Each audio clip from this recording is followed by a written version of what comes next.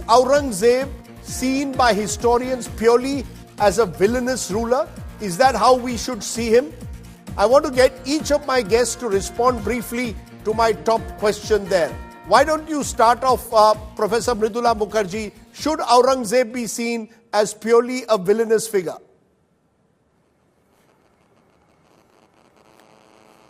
No, not at all. The answer is very clear. He was a complex personality, as most people are. And we have to, more than anything else, we have to remember the times in which he lived. We are talking about medieval times. We are not talking about modern 20th or 21st century. And I think what is very important is to put Aurangzeb in perspective. There is no doubt that Aurangzeb was no Akbar. He was not doing Sulh-e-Kul. He was not having, trying to come out with a whole new secular perspective. But in fact, there are various policies which were started by Akbar, which were continued by Aurangzeb. First and foremost, that a large number of Hindu nobility were there in the administration of the Mughal Empire. In fact, the proportion of Mughal nobility under Aurangzeb went up to more than 30%. Akbar had only achieved about 21%. Just as Akbar had relied on the Rajputs, very, very powerful Rajput rulers were his allies. He made marital alliances with them. That continued right through this period. And Aurangzeb also relied on Mirza Raja Jai Singh, for example, Jaswant Singh, for his whole Deccan campaigns. In fact, if you look at the history of that time, it is not a Bollywood movie of heroes and villains in which, the villains are the Muslims and the heroes are the Hindus, and Shivaji is the hero and Aurangzeb is the villain. Okay. It's a complex history. Aurangzeb let me stop you. Let me stop you at that point. To temples. Okay, go ahead. Let me stop you where you say he's a complex figure and take that to Professor Makhanlal. Professor Makhanlal, respond. In fact, I stopped Mridula Mukherjee when she was making the point that Aurangzeb, particularly in the early period of his reign, actually gave monies to temple trusts as well. In the latter period, he also demolished temples. He's a complex figure. Should he be seen purely as a villain? Professor Makhanlal. No, I would not like to see him as a villain or as a hero. As a historian, I would like to see him what has been he described as in masir-e-alamgiri or in fatwa-e-alamgiri. Because when you judge a complex personality or simple personality, you don't give a judgment in the historical issues. Here is masir-e-alamgiri, which is his court record. And when court record says about his personality, about his deeds, I think we need not to go in interpretation beyond certain point. When we say that 30% of nobility was Hindu, well, sir, 90% of the military, police and bureaucracy during British time were Hindus, Indians. And never in history British were more than 62,000 and they ruled over 44 crores people. This cannot be criteria in the judgment of the people.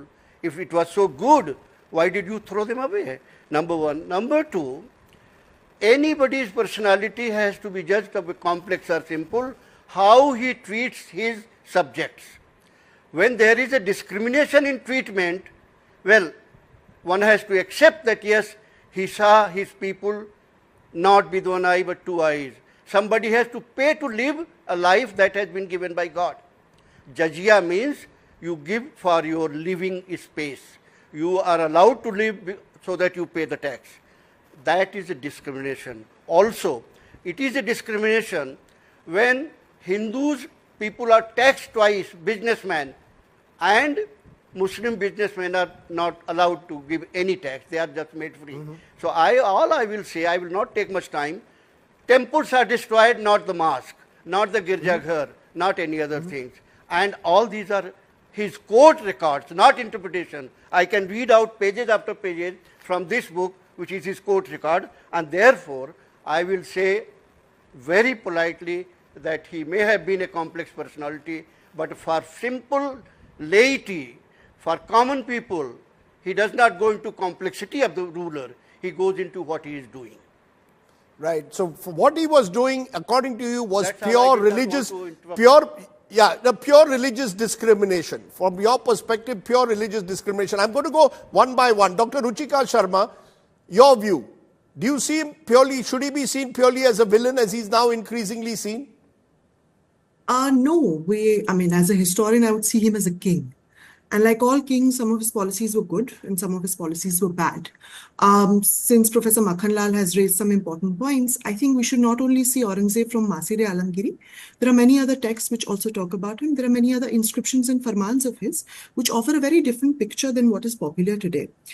Just to give you an example, there are inscriptions upon inscriptions on temples which say that Aurangzeb granted land to these temples.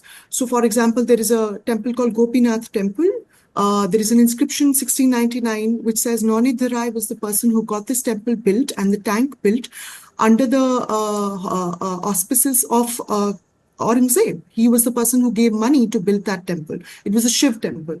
We have Dauji Maharaj temple with a similar inscription saying Aurangzeb built the Nakharkhana and the temple. We have Someshwar Dev temple where there is a pillar called the Dharam Danda, which says that around 16 temples were granted by Aurangzeb when he visited Allahabad. We have many saints that he gave grants to. We have Ramjeevan Gosai. He was talking about funders. One of the biggest funders of Aurangzeb's empire was a Jain person called Shantidas Jawahari, who was given the grants of Abu Girnar as well as Shatrunjay, these Jain temples.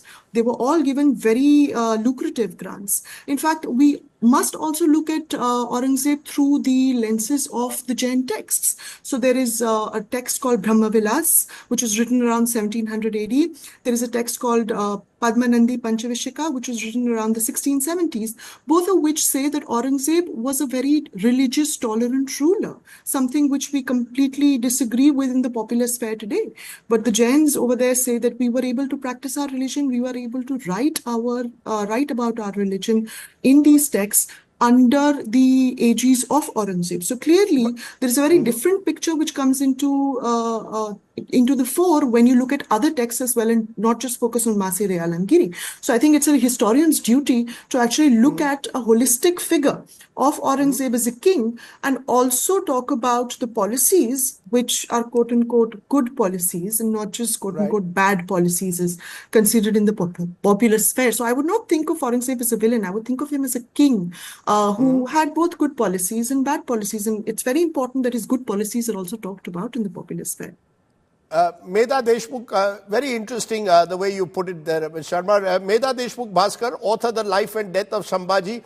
You know, it is actually the manner in which Aurangzeb tortured Sambhaji, tried to force him to convert to Islam, which is part of both folklore in Maharashtra and now increasingly through cinema, it seems, across India. Should he be seen purely as a villain?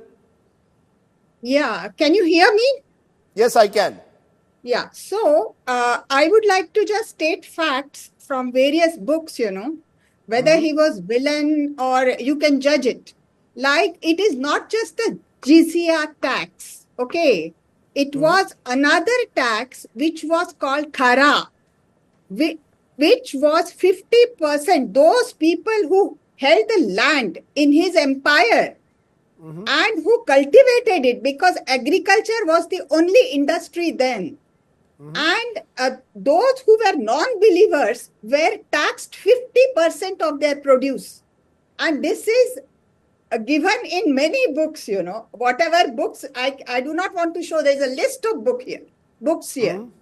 So when 50% of the produce could not be paid, it is also given in historian Dr. Habib's book that most of the rayat or the agriculturists went on empty stomach because they had to give so much of produce, 50% of their income to the king, to the revenue collectors of the Mughals. Now, the thing is, there are letters, several letters documented that from Aurangzeb, that if you cannot collect the wanted produce from these agriculturists, then take away their children and wives and sell them as slaves. So many, these are the letters available. So there may be a very beautiful monuments they have made, a beautiful palaces and the forts, but the Rayat, the farmers, the backbone of the Right. empire, they were an absolutely sad population, that time. Okay. And And the repercussions of those are still seen in India. okay. Okay, I'll come. It's interesting how we are getting varying perspectives. Professor Rameshwar Prasad Bahuguna, former professor, Department of History and Culture at Jamia Millia. Should we see Aurangzeb as a villain? That's the initial central question I'm asking each of you as opening remarks.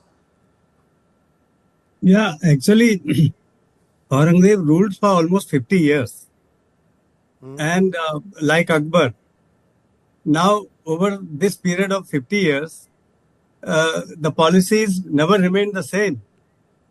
Just now, it was pointed out that the land revenue demand on the peasants was very high and or different kind of taxes were imposed on the people.